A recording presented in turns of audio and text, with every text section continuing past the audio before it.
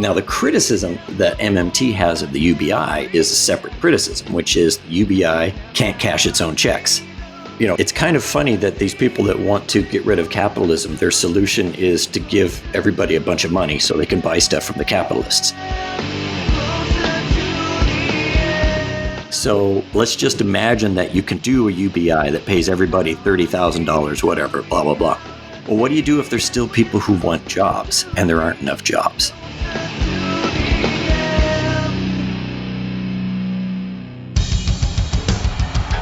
What I have said is that this campaign is not just about electing a president. It is about making a political revolution. MMT. Taking money from our children and borrowing from China. People are dying. Is the program so critical it's worth borrowing money from China to pay for it? And if not, I'll get rid of it. Stop lying!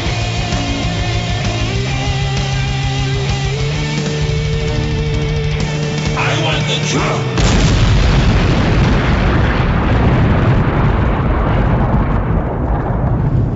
Now let's see if we can avoid the apocalypse altogether. Here's another episode of Macro and Cheese with your host, Steve Grumbine.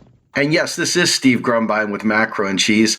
You've heard me talk to just about every MMTer out there, but there has been one guy that has been lurking in the background that is one of the most astute, sharpest guys in the bunch. And that gentleman is Professor Scott Fullwiler. Let me give you a proper introduction. Scott Fullwiler is a professor at UMKC's interdisciplinary PhD program and a research scholar at the Global Institute for Sustainable Prosperity. He has been involved with MMT research programs since the late 90s, when his dissertation advisor recruited Randall Wray for his thesis committee. Several current projects that he's working on in collaboration with UMKC PhD students that blend that social fabric matrix approach and MMT on an ecologically based macroeconomics developing nations and monetary sovereignty, designing alternative indicators for evaluating macroeconomic policy outcomes, and all around great Twitter guy. Let me bring on my guest, Scott Fullwiler. Welcome to the show, sir. Hi, Steve. Thanks for having me. Man, oh man, it has been a long time coming. I think I've asked you at least 20 times over the last 3 years, and I am so glad to finally get you here, man. Thank you so much. Yeah, well, thanks for having me. Absolutely. So we met face-to-face finally back at the first annual Modern Monetary Theory Conference. And it was just a really, really great time. It filled me up with excitement to meet you. And we sat there, we had lunch together a couple times. And, you guys have been our heroes for so long. It's just kind of neat to put a face and a name to all the papers that we study so studiously. And wow, what a great opportunity it is to talk to you, man. Thank you. It's fun to be here. It's kind of overwhelming that somebody is interested, actually. So economics is about as boring as watching paint dry or grass grow. Yeah. And then all of a sudden, this rogue strain of economics, heterodox economics, MMT with you guys and Mosler and Kelton and Ray and Mitchell and Fullwiler. And, it lit a fire in me for sure. I know going through grad school, I did not enjoy my economics at all. In fact, I just wanted to get through it. So you guys definitely shined a light on what I consider to be the most amazing discovery of them all. It's almost like finding the new world or, finding the cure for cancer. We figured out how fiat works. Yeah.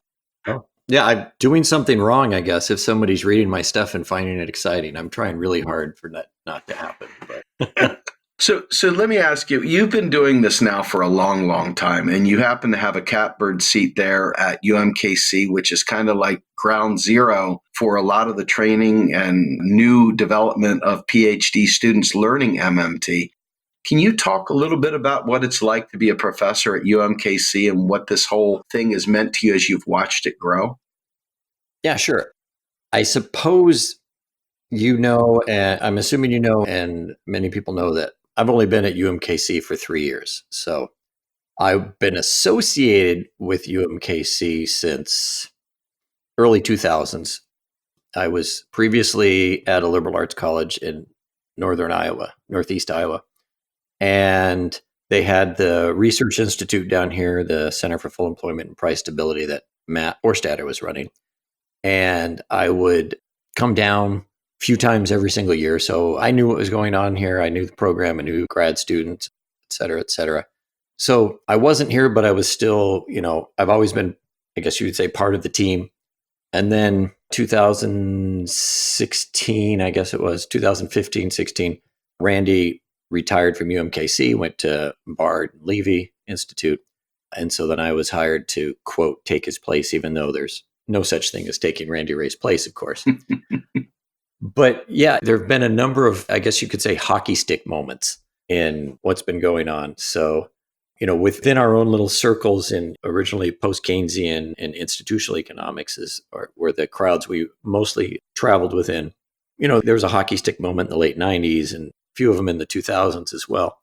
But really, you get to the financial crisis and the blogosphere and so forth. And that's kind of where a lot of it started. And then Stephanie, of course, 2015 is at the Senate Finance Committee, Senate Budget Committee, I think. So there's a hockey stick moment, and then AOC talks about us, and there's another hockey stick moment. So yeah, what's it like?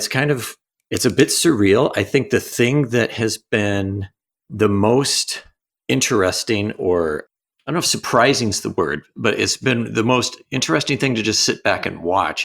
It'd be easier if the work I was doing with my colleagues wasn't as involved, but to see this sort of self-reinforcing, to see this sort of positive feedback loop happening, that AOC talks about us, and then somebody in the media says, hey, AOC talked about them.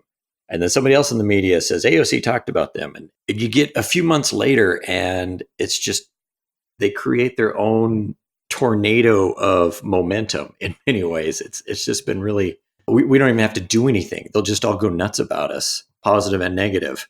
And we just kind of sit there, and watch it sometimes, just amazed that how much mileage they can get off of us without ever actually reading anything we've written either. They just read what somebody else has written about us and write that. So it's been really interesting to see this take off. It's been frustrating to see a narrative take off that has really nothing to do with what we're talking about, and to see how difficult it is to combat that narrative, I guess I would say. But all in all, I mean, we're almost at a stage where, I don't want to say this and jinx us or anything, but some people have said things like no news is bad news kind of thing, or no press is bad press, etc. I think where you're going is it's interesting to see the popular interest in MMT, whereas you guys, you were in a hole before, and now all of a sudden, wham, somebody cracked open the ceiling and it's just blowing up. Yeah. Well, it's interesting too, because you're right. We were in a hole, but at the same time, it's a heterodox economics hole. At the same time, what we now call MMT always had more going on than that.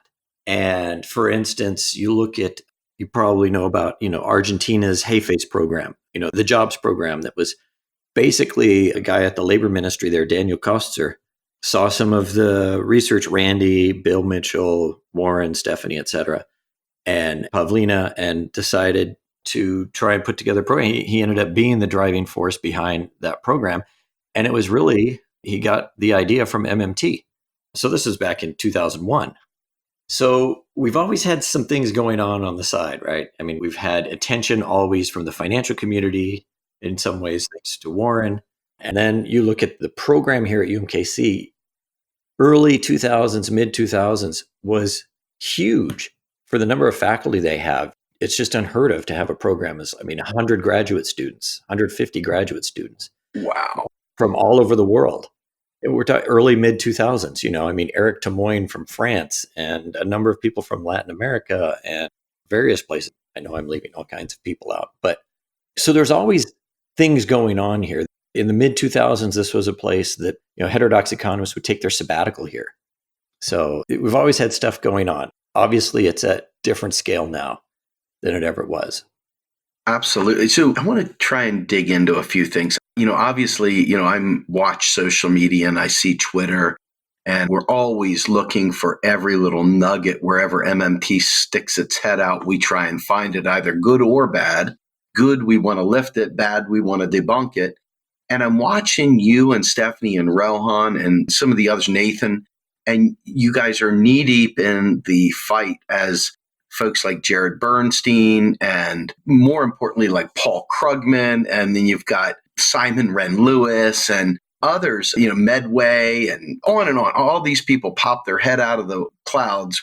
Tim Worstall, who you've taken on several times. I mean, these people, they don't have any interest whatsoever in actually understanding MMT, but they take an incredible amount of time, as you've stated, to critique MMT. And it's not even MMT they're critiquing. It's like some fantasy that they've come up with that they're actually talking about. What is it like to work so hard at something so vital and to have so little regard given to you by the Orthodox world or just academia in general? That just has got to be frustrating. It's such well-worn territory. It happened from the start, really. Again, you look at Randy's book in 1998. There's a debate. I still remember it. I think Randy and others have probably talked to you about, the listserv that they all sort of met on in the mid 1990s.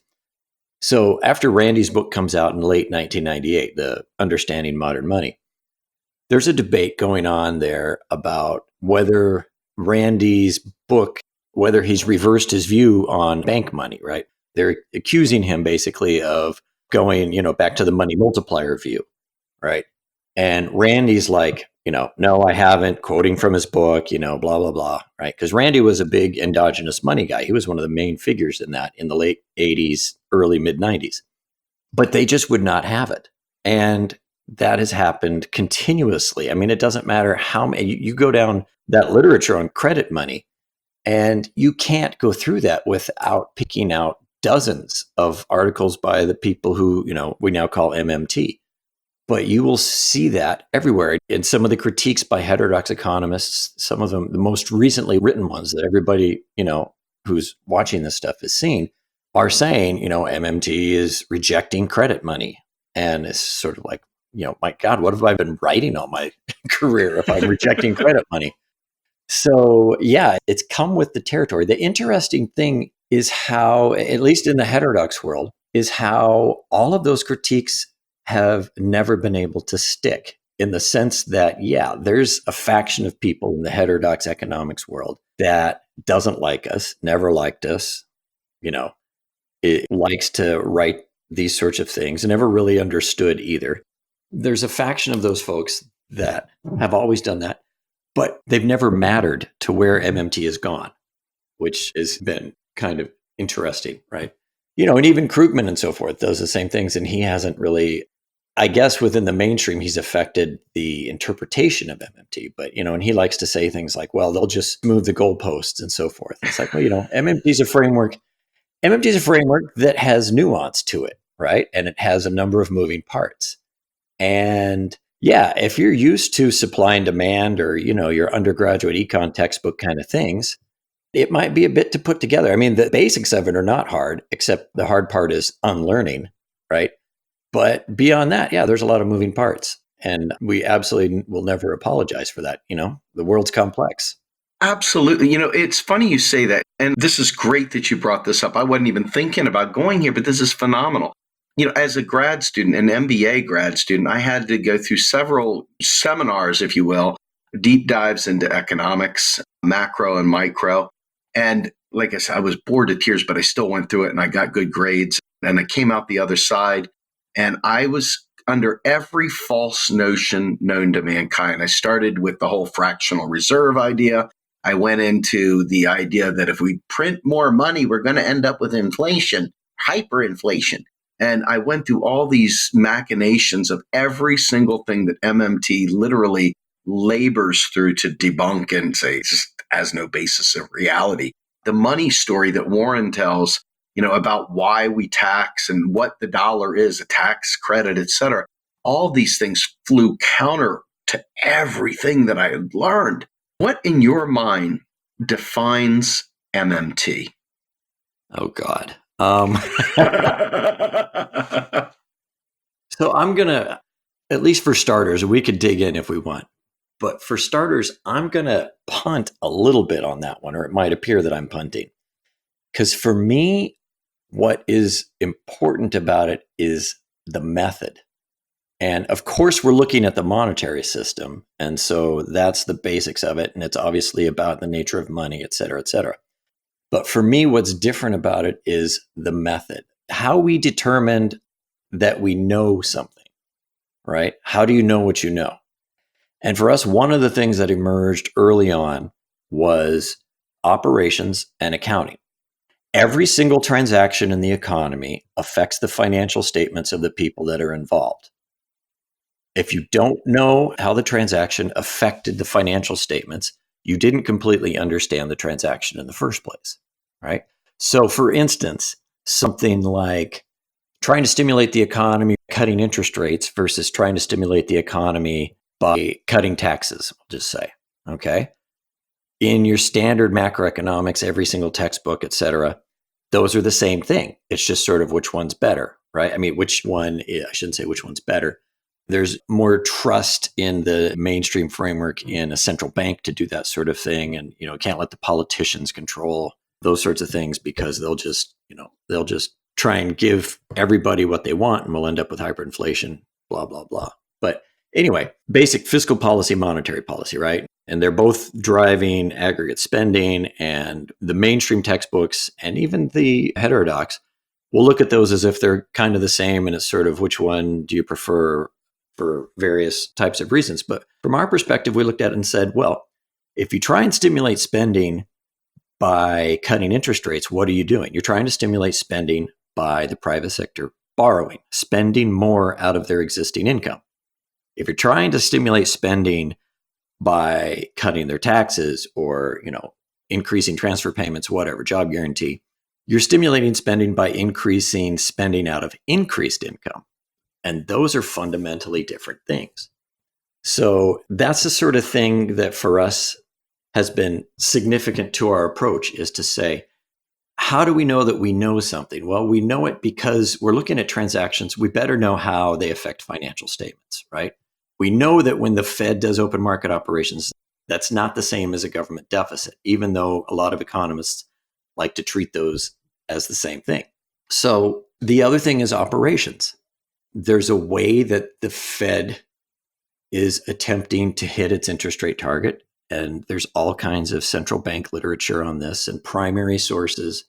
There are laws and regulations and so forth that drive how this all works. You probably talked with Rowan and others about this sort of thing. So how do we know that we know? This comes from my background in institutionalism, is there is this normative structure that's built by institutions and the hierarchy of authority, the laws and the regulations and so on and so forth. That's how we know the constraints within institutions behave. So we don't just talk about behavior and why people do things because we've decided to do optimization mathematics or something like that, right? We do it because we went out and found the primary sources that tell us this is how this works. So for me, it's the method. It's the accounting and operations, I think, has always been sort of the competitive advantage, the thing that we generally did better than everyone else. But that's because of that and the institutional structure that's what we're going at. We then put together this framework that money is something that is created legally within a hierarchy of authority. It is not something that the private sector creates and the government has to borrow from the private sector, so on and so forth. So for me, that's the basic. Now, if we want to talk about various details of that, we can. Oh, let me say this. And I said this at the MMT conference 2018. If I were going to look at, say, Randy Wray's book, 1998, and say, what's the basic thing, at least in terms of building a macroeconomic framework? There's a lot of history there and so forth. But what's the thing that comes out of that book for me that heterodox economists almost never grasped and is so fundamental? There were three things. The first one is that monetary policy, central bank, is about interest rates, not the money supply.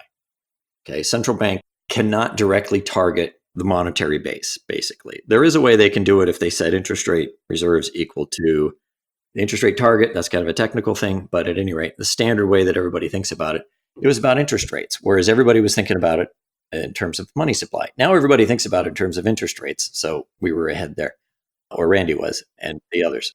So the first one is central banking is about interest rates, not money, in quotes. The second one is government deficits are about money, not about interest rates, right? And normally when you hear people talk about government deficits, they think about the crowding out framework, right? The government has to borrow money, and so that's going to push interest rates up, et cetera, et cetera. And the issue was, no, the central bank is setting the interest rate, right? The government deficit is creating, quote, money. And there's a thing I need to add on there too, but let me go to the third point. The third point was you have a choice: involuntary unemployment buffer stock or an employed buffer stock. That's an inherent choice. That's basically the only two choices in the world that you have for how to deal with the people that don't end up with jobs.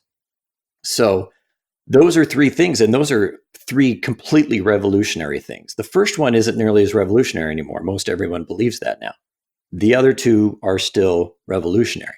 So those would be the three things that pop out of that. In terms of a basic framework, there's so much more going on. I mean, interdisciplinarity and so on and so forth. But if I was going to hit the basics, for me, those would be the three that come out of that.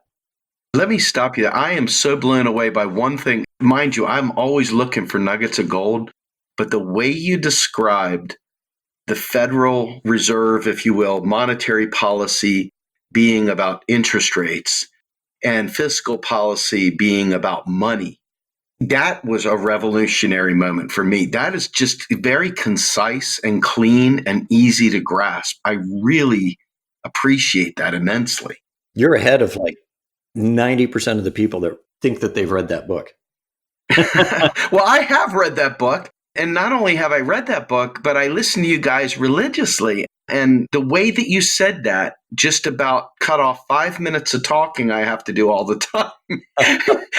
You just gave me the 1 minute. So that's the bumper sticker, man. Yeah. And the other thing that I want to touch on, because you touched on it earlier in Jefes and the Argentina job program and the idea of an employed buffer stock of labor. You know, obviously the Green New Deal has come around and in terms of getting some popularity and some understanding and some energy behind it, backed by obviously some of the most popular politicians on the planet, being Bernie Sanders, Alexandria Ocasio-Cortez, and of course backed firmly by the MMT scholars and activists. What I would like to understand maybe is, for the people that are wrapped up in this concept of a UBI, they have really been able to effectively target people that just aren't paying attention. But there is a huge reason why a UBI versus a job guarantee is really core to MMT. I mean, I know there are different ways of fulfilling, if you will, the public purpose. MMT is revolutionary in that it is advancing an employed buffer stock of people. That's the goal. And that's part of the Green New Deal. Cornerstone of the Green New Deal framework is a job guarantee. What separates a job guarantee from a universal basic income? Why should our activists and voters and other people that are trying to dig into these issues, why should they get on board with a job guarantee versus a UBI? Okay, so as I always do, I'm going to throw a bunch of nuance here and make it look like I'm moving the goalpost, just partly to confuse people because I like that. But no, I'm kidding. So first off, in terms of just the basic economics of it, I don't see a UBI and a job guarantee as competing because they're doing different things. Okay. So it's either an unemployed buffer stock of workers or an employed buffer stock of workers. Those are your two choices. UBI isn't one of those choices. So first off, so I'm reminded, since you talked about going to an MBA program, I've told some people this before, but I remember seeing a tweet from somebody many, many years ago. And on the tweet, the guy had a picture of two books. One of the books was called What They Teach You at Harvard Business School. And the other book was called What They Don't Teach You at Harvard Business School. And the line of the tweet was, these two books contain all the knowledge of the known universe, which I thought was pretty good. But anyway, So there are two choices, right? There is a buffer stock of the employed and there is a buffer stock of the unemployed. Those are the only two choices. That's the known universe of choices there, right? So the issue with I'll hit the UBI here in a second, but the issue with the job guarantee versus the unemployed buffer stock is that it's a coincidence if the private sector creates enough jobs for everybody that wants one. It's a coincidence because the private sector isn't about jobs, it's about profitability. They have a survival constraint, which is a financial one. At some point, they always have to worry about their financial constraint, and they have to stop being concerned about how many jobs they're creating if they were concerned about how many jobs they're creating in the first place. But at some point, because they have a financial constraint, they have to worry about the financial constraint more. And there's nothing wrong with that per se. That's the design, right? At least, from sort of an abstract picture there. So that's just the world we live in. And so it will always be a coincidence if the number of jobs created is enough for the number of people that want jobs. And it's really dumb to do employment policy based on a coincidence, it would seem to me, right? That your macroeconomic policy succeeds on a coincidence, not because you're good at macroeconomic policy. So the thing there is that the history is that the private sector hasn't created enough jobs for all the people that want jobs. Now, right now, the time that we're in for about the last year, I think, is the first time that the number of people officially unemployed are less than the number of jobs being advertised as available. So here we are in kind of a first. However, that doesn't look at geography, of where the jobs are versus where the people are that want jobs, skill breakdown, et cetera, et cetera. But it also doesn't count the fact that there's a lot of people who aren't officially unemployed that would like to work. So it's, 2 or 3 times as many people we've found. So you got that going. But then the second thing is, because a job guarantee replaces involuntary unemployment, that means that it's not competing, at least in the economic sense, with other macroeconomic policies for stimulating the economy, right? So what I like to say is no matter what macroeconomic policy you prefer to bring the economy to, what we normally would call full employment, right? But which means you end up still with a bunch of people without jobs. No matter how low you think unemployment should go, et cetera, however much stimulus you want, UBI, whatever, you still have that choice that you have to make for whoever is left over of involuntary unemployed buffer stock or employed. So let's just imagine that you can do a UBI that pays everybody $30,000, whatever, blah, blah, blah. Well, what do you do if there's still people who want jobs and there aren't enough jobs? Because it could happen, right? I mean, absolutely. Right? So they still have to answer that question, right? Now, the criticism that MMT has of the UBI is a separate criticism, which is the UBI can't cash its own checks. It's kind of funny that these people that want to get rid of capitalism, their solution is to give everybody a bunch of money so they can buy stuff from the capitalists. Right.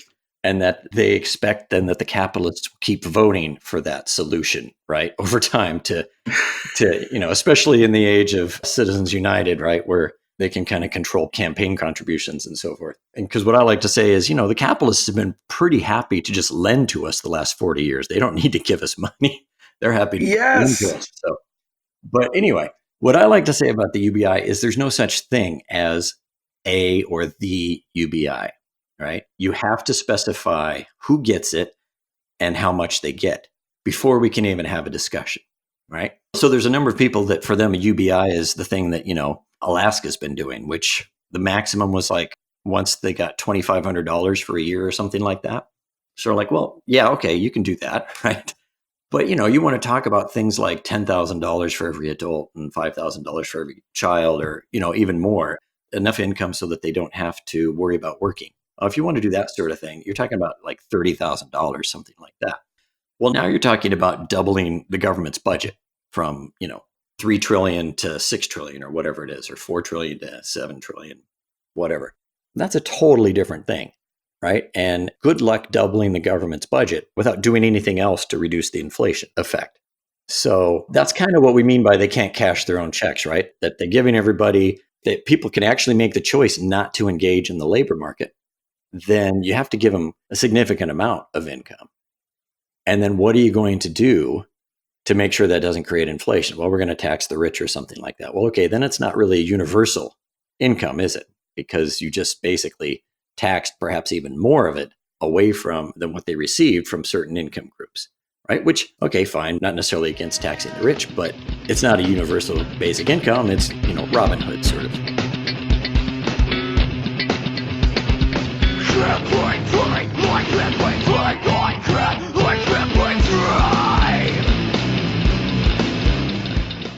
You are listening to Macro and Cheese, a podcast brought to you by Real Progressives, a nonprofit organization dedicated to teaching the masses about MMT, or modern monetary theory. Please help our efforts and become a monthly donor at PayPal or Patreon. Like and follow our pages on Facebook and YouTube, and follow us on Periscope, Twitter, and Instagram.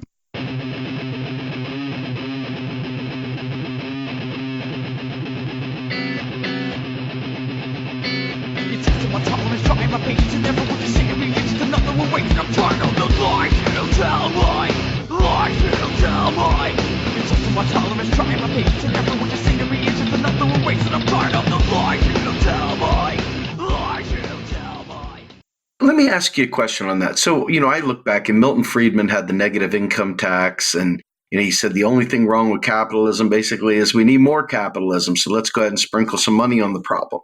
And I liken this to, here in the local community, they talk about school vouchers. Well, shoot, if everybody gets $5,000 to go to schools, you've got the status quo, because the rich are going to still congregate to where they want to go, and the poor are still going to be left behind because of various things.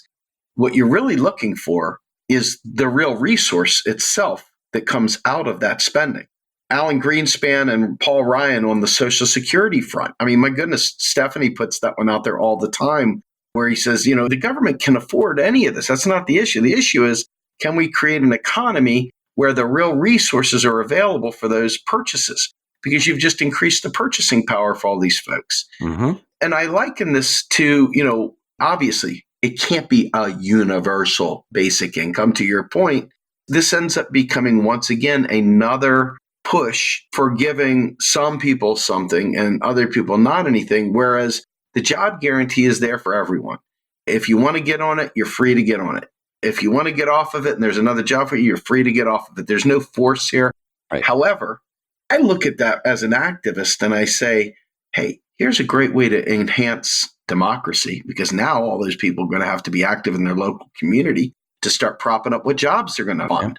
And then I start looking at, well, shoot, now all of a sudden these people are working and they're working a federal job, and now they have federal benefits, and so now what? You've just exceeded everything that a UBI could ever do, even though they're not in competition with one another per se. The reality is that you're just giving people cash. You're not giving them the goods or services. So what's the price anchor? What is the thing that, to your point, what is it that keeps the inflation under control? And the job guarantee is a countercyclical automatic stabilizer that is going to, in my estimation, save us from the next global financial crisis, where all of a sudden they're vetting 1 million jobs out of nowhere. There's going to be a job waiting for them right away. And they're going to have benefits. They're going to have health care. They're going to have all that good stuff right out the chute. I mean, in my perfect world anyway. Well, yeah, I mean, they're not competing in the sense that a job guarantee replaces involuntary unemployment.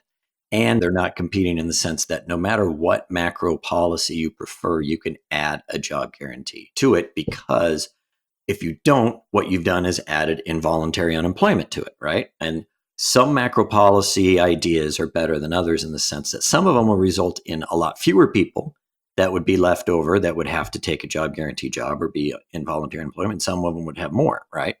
The job guarantee doesn't compete with UBI that way. There is competition in the sense of the way that you were describing, though, for sure. And there's competition in the sense of what's more empowering to people, to receive a check from the capitalists. I shouldn't say the capitalists because, of course, I'm MMT and money doesn't come from rich people.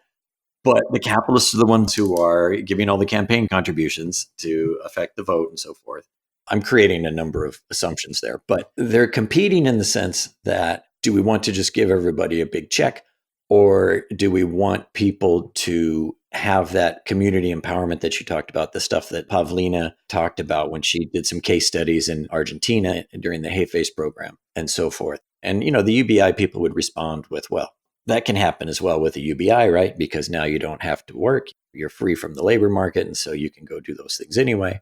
There's obviously the separate issue of how much money did you have to give them? How much income do you have to give them for them to not do that? Can you cash that check in the first place, right?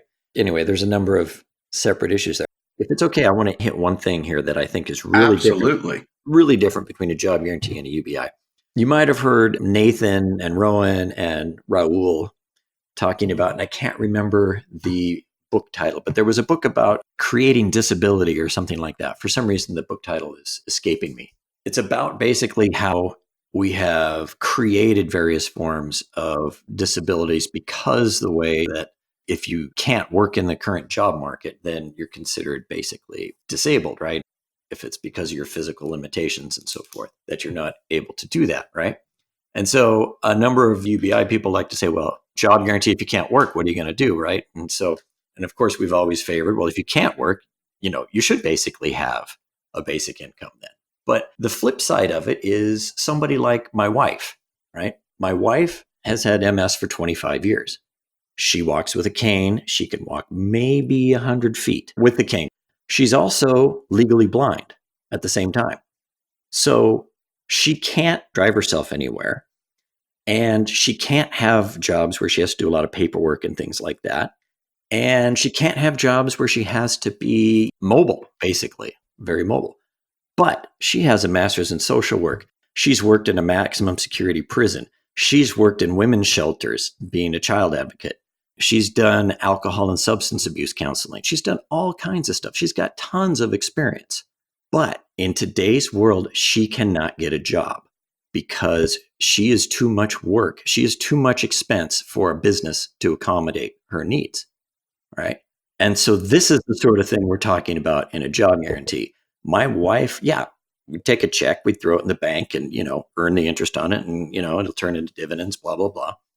But what she'd really like to do is go out and work 15 to 20 hours a week in the field that she chose and she loved, but she hasn't been able to do for 15 plus years, right? And a UBI doesn't fix that. No, it doesn't. That is an incredibly powerful statement. I think to myself, I have a son with special needs, and I wonder, he's only turning 4 here shortly, so it's a little too soon to tell what he's going to grow up to be.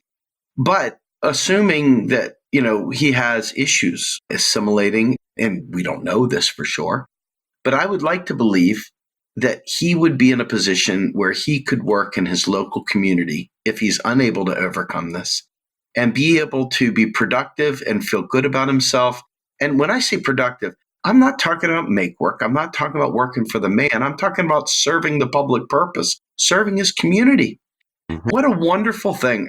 If you think about this, Scott, you have an incredibly powerful story right there. I mean, your wife's ability to be able to do something empowering like that without feeling like a burden to the profit margin of some company. I mean, this is what it's all about, to be a human being, to have Maslow's hierarchy of needs met and self-realization. The idea that we are just consumption units is not a terribly empowering position to be in. But now all of a sudden, I liken this also to, there's so much domestic violence out there. And the Me Too movement really showed a light how prevalent it is. Imagine a woman that has been abused and in a terrible marriage, trapped and afraid to speak out, has the opportunity for a job guarantee where she's not only getting a living wage, but she's got the living benefits package, and she can pick up and leave and go to any place in the country and the next day have a job waiting for, period. No, let me fill out 5 forms, go through an employment check. You've got a guaranteed job. A job is a right. That is a very, very empowering thing right there that every feminist, every single humanist, every single progressive should be firmly behind, because this is not about just trying to shame laziness or something. This is about empowering communities to once again come together and bring about that making America great, maybe for the first time kind of thing. I love that. Yeah, you made me think of something there when you said a job is a right, because this is another thing that happens is there's two different levels here of talking about a job guarantee. Well, there's multiple levels, but in this particular line of thinking or part of the debate, there's two different levels, right? There's one level where we would say that a job guarantee should be a right. There should be a right to a job. And the one analogy for that is the right to public education, right?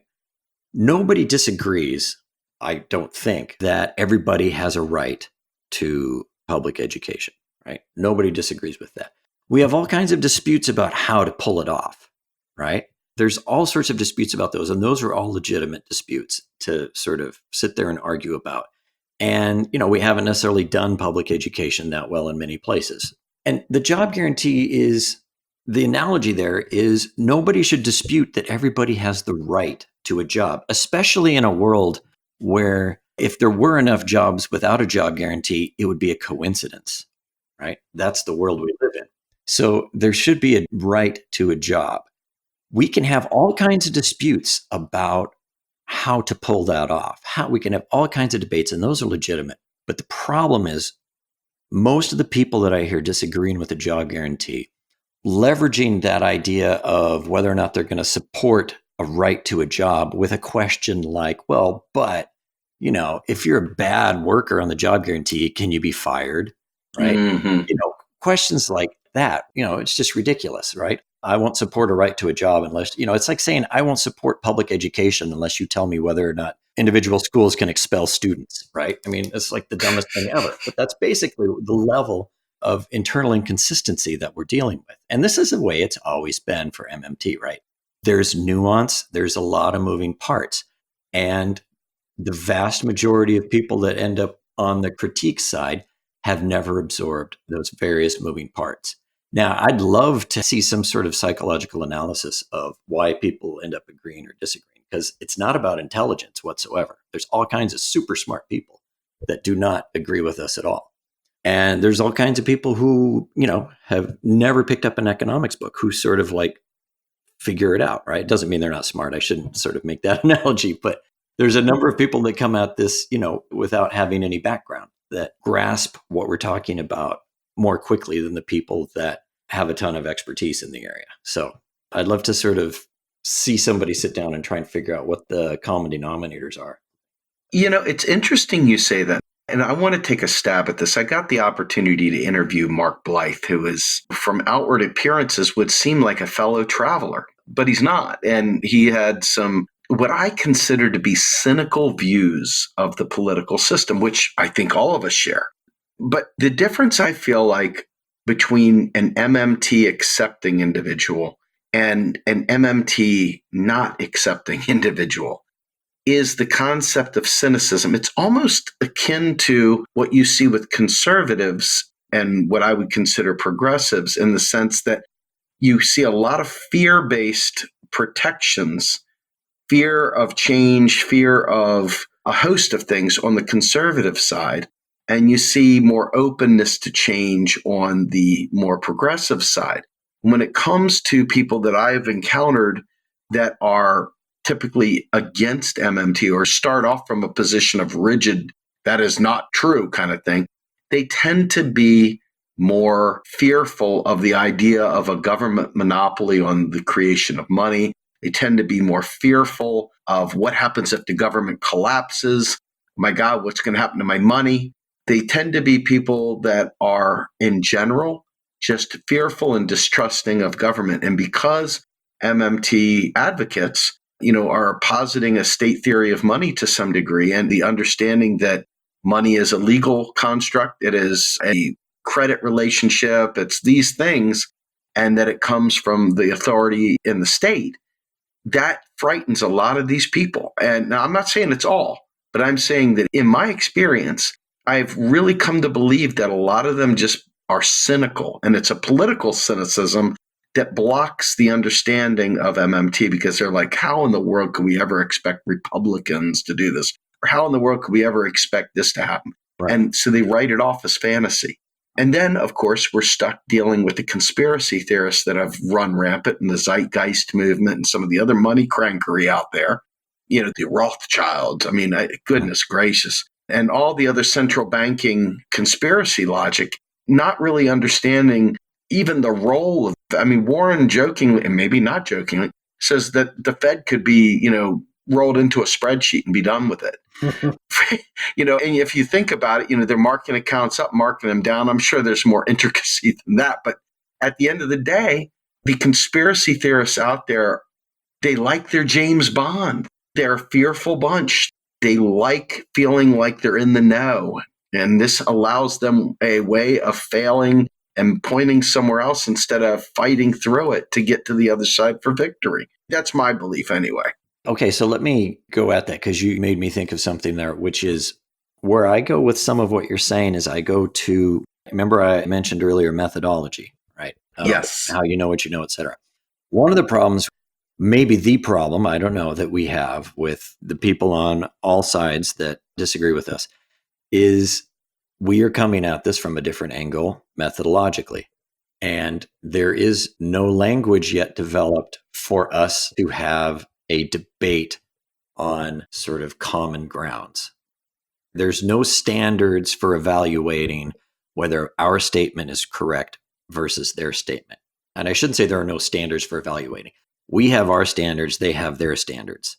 And so we all haven't figured out a way to sort of have that conversation because we basically, part of the whole issue here is we reject their standards.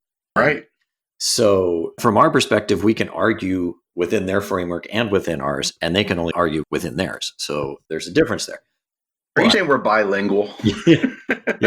Anyway, and I'm exaggerating a bit, but even with the heterodox economists, there has been that feeling of this common ground to just have this discussion in the first place, right? From the very beginning, thinking that Randy, for instance, has rejected endogenous credit money, when if you read that chapter, it is so clear that he's talking about endogenous credit money. I don't know how you could read it and not think that, but he used this word leverage that just threw everybody off. And it was just the weirdest thing to me. It still is. But so to me, it kind of comes down to this methodology issue is very important. One other thing I just want to hit, because when I talked about the three things that are important, or that I shouldn't say the only three things that are important, but in terms of the overarching framework, three things that come out of Randy's book, right? Fiscal policy is about money, monetary policy is about interest rates, et cetera. Since this crude view of MMT is that MMT equals printing money, it's worth going back to what Randy put in that first book and what Warren and everybody else was talking about back then, Matt and Bill and Stephanie and Paulina, which is, if you go read the literature from the 90s, they're very explicit. They say all government deficits are printing money, right? And this is where this language of horizontal money and vertical money comes in. And those terms threw people off as well. So we don't really use that anymore. But the vertical money was basically the government deficit, right? So that was called, say, quote, money, because the government deficit was creating effectively net financial assets for the private sector. And then the central bank had a decision about, I shouldn't say the central bank, but there was a decision about how you're going to set the interest rate target, right? Is the government going to issue bonds? The central bank can issue bonds. You're going to pay interest on reserves, et cetera, et cetera. But they're very explicit. All government deficits are money creation. So if you go back and you look and you see that all government deficits are money creation, then you can't write an article about MMT that says MMT wants to print money and not sell bonds, right? Because the early literature is very clear. All government deficits are money creation. It doesn't matter if we sell bonds or not, right? We can keep selling bonds. It won't have any more or less effect than if we do what everybody else calls printing money. It's the same thing, right? So all these people that want to say MMT promotes printing money, no, MMT promotes not worrying about the deficit per se as a number, worrying about the state of the economy and not worrying about how you're financing the government deficit, because that doesn't really matter. If you think it matters and you want to keep selling bonds when you run a deficit, fine. It doesn't matter. We don't care. That's not the thing that matters. But you look at the heterodox critics and the neoclassical critics and everybody else, they look at it through that standard lens of, if you don't sell a bond and you run a deficit, you're adding jet fuel to that deficit. And MMT has always rejected that. Anyway, that's a really important thing that is occurring right now in the discussions that, you've probably read it, right? 99% of the time, we are being defined as we want to print money. And what print money means is your, Econ 101 textbook view of dropping money from helicopters, right? Right. And like I said, if you go back and you read the early literature, it's pretty clear that that's not what they're saying. I want to touch on something that you wrote some time ago that I think is probably the most important insight that I've gotten from your writing. And that's not to say every insight isn't important, but this one in particular is the one that always stands out when I think of Scott Fullwiler. I'm just impressed you found one. Well, no, this is a powerful one. And others may say it may be universal amongst development team and other academics, but you wrote it. And that was getting rid of the concept of an arbitrary budget constraint and going to an inflation constraint. And the idea of expanding our understanding of what that means, it was a very, very powerful article. And for those of you who are interested in looking it up, please go to New Economic Perspectives. It's out there. But Scott, talk to us about the difference between a budget constraint and an inflation constraint, because this right here might be the secret sauce to cracking the code to getting a Green New Deal. Yeah, well, there's a number of angles on that, of course, because that's the way I do things. But yeah, so I wrote that post. It might have been the first time somebody used that exact language. I'm not sure. I'm probably not. But it wasn't something that any of the MMT economists would have thought was like, holy cow, I never thought of it that way, right? But one of the overarching points is the size of the deficit itself is not the point, right? Monetary sovereign, money doesn't come from rich people. Monetary sovereign doesn't have to worry about bond vigilantes, et cetera. And this is actually kind of a thing here, right? The printing money, the sovereign currency issuer, what really happens there isn't the ability to print money in the sense of the neoclassical view of, just throw a bunch of money out there rather than issuing bonds. The thing that really matters is the ability to, we're talking about Republicans, raise that military budget and issue those treasury bills and have those basically not be subject to bond vigilantes because the Fed's target rate anchors it, right? That the interest rate is a policy variable. Interest rate is not something that China sets or something like that for US government treasuries. That's the thing that a sovereign currency issuer has. They have the ability to run a deficit and not worry about bond vigilantes. Anyway, so back to the budget constraint, inflation constraint. So if that's the case, then the budget itself is not a constraint. So then, okay, what does matter? Well, what matters is the consequences, the economic outcomes of the government's budget position. And this is just basic John Dewey and institutional economics and my mentor, Greg Hayden and Jim Sturgeon here at UMKC and Jim Webb, which is we evaluate macroeconomic policy by the outcomes it achieved versus our policy goals, low inflation, low unemployment, and hopefully we have a lot of other ones, right? Protect the environment, nobody's in poverty, healthcare, et cetera, right? So what I like to say is MMT ultimately isn't about money. It's about making money the least important thing because you're a currency issue and you don't have to worry about it, unlike everybody else that has a monetary survival constraint. So you can put all these other things first.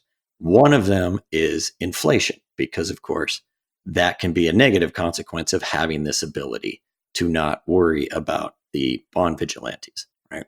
Now, we extend that again in the piece that we published with Rowan and Nathan a few months ago on inflation, right? The MMT response to inflation, et cetera, right? Because Josh Barrow and a few others wanted to say, well, yeah, a budget constraint, inflation constraint are about the same thing because you still have a constraint, right?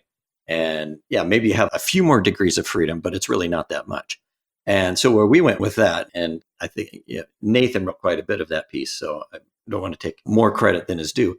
Where we're going with that piece is there are a lot of ways to keep inflation from rising, right? I mean, Bernie Sanders had a policy proposal last year, which was, why don't we make it so that no financial institutions can have assets greater than 3% of GDP? Okay, well, 3% of GDP is about $600 billion. And if you go look, we got 4 or 5 banks that are over 2 trillion, right? So if you make the financial sector downsize that much, you might be able to slow down the economy's push for inflation beyond what's going on with the budget deficit. There are a number of ways that we can slow down inflation because inflation is about growth in a price index. It's not this sort of inflation that you see in economists' models. There's actually a way that we measure it, and you should link the government's budget position to how prices are set and how they work into the way that we measure the price index that ultimately gives us inflation when it grows. What really we have is a number of additional degrees of freedom. It's not a budget constraint, it's inflation constraint. And there's more ways to stop the inflation from happening than just reducing the government's budget position by raising taxes or slowing government spending. There's many, many ways that you can slow things down. You can regulate the financial system. You can do things that, well, anyway, I'll stop there. But 10 or 15 of them listed in that piece. So Absolutely. Well, look, Scott, I want to tell you right up front, I've really enjoyed our friendship and I really enjoyed talking to you tonight. This subject, obviously, to me has become one of the most important things that I do with my day every single day. I don't know how to turn it off. And you are one of the people that has lit a fire under me personally and our entire organization at Real Progressives. We thank you so much for all the hard work that you and the entire development team and others on the same pathway have given us. And so with that, I hope that you'll come back and see us again soon because we really love you. I'd love to. And of course, we have to mention that it goes both ways, right? That part of the hockey stick is you guys, right? Is people like you who are getting the message out and doing a fantastic job of it. So it's kind of overwhelming. I never would have thought anybody'd want to read anything I've written, and you probably still shouldn't, but want to read it. But it makes you kind of weird if you want to actually read that stuff. So I accept it, man. It's better than Dungeons and Dragons, right? But yeah, it's completely humbling. So I really appreciate the work you do and all the other folks that are helping us out. So we're a team, right? So absolutely, man. Well, with that, thank you again, Scott, and we look forward to seeing you soon. Great. Thank you. Bye-bye.